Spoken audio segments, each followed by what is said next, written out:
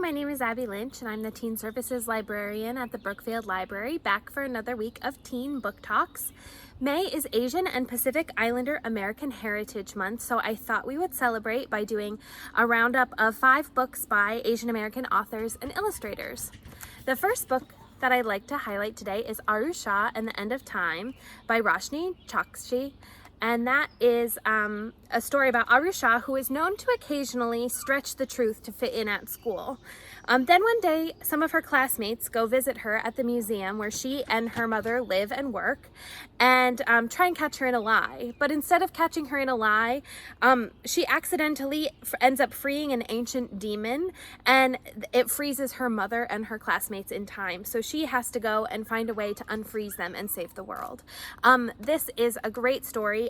Books 1 through 3 in the series are available on Hoopla, and I just wanted to point out that it does say Rick Riordan Presents on here, and that's because Rick Riordan, he's a very popular author that a lot of folks like the books that he writes. He has a publishing imprint where he seeks out authors to write books based in mythology from their own culture. So similar to the stories that he writes, but based in the author's own culture. So that's a very cool imprint if you're a fan of Rick Riordan books.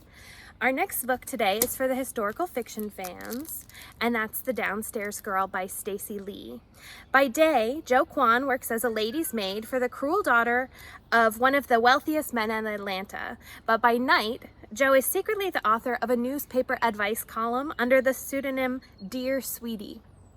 Jo's column becomes wildly popular, but she's not ready for the backlash when she tries to use her influence to challenge cultural norms surrounding race and gender. So this was one of the most popular new teen books that we had last year. It went out like crazy before we were closed. So Stacey Lee's historical fiction is always really popular. It takes place in the 1890s, so if you like that time period, I mean, we're looking at the hat here. The first chapter is very grabby, like her voice is just someone you want to learn more about. And this is available as an audiobook on Hoopla if you're an audiobook listener. The next book is When Dimple Met Rishi by Sandhya Menon. And Dimple Shah has graduated, and her plan for the summer is to take a break from her mom's obsession with finding her the perfect Indian husband by attending a summer camp for aspiring web developers. Rishi, on the other hand, is a hopeless romantic, and he's totally on board when his parents tell him that the summer camp he'll be attending, his future wife will also be attending, and he wants to spend his time trying to woo her. So Dimple and Rishi may think that they have each other figured out, but when opposites clash, love works hard to prove itself in the most unexpected ways. And you can see here on the back that they definitely get off to a rough start. So When Dimple Met Rishi is available as an audiobook on Hoopla. The next book I'm going to talk about today is Talon by Julie Kagawa, and it's a modern fantasy where dragons walk among us in human form. Long ago, dragons were hunted to near extinction by a legendary society of dragon slayers. Now they hide in secret, and they've become strong and cunning, and they are positioned to take over the world without humans even noticing. Ember and Dante Hill are among those dragons in disguise, and Ember has to balance her desire to have a normal teen experience with her responsibility to the dragons, all while being hunted by a dragon slayer.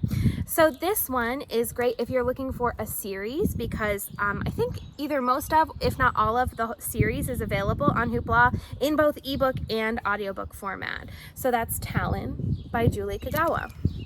And the last book I'm going to talk about today is our graphic novel, and that's Mooncakes by Suzanne Walker and illustrated by Wendy.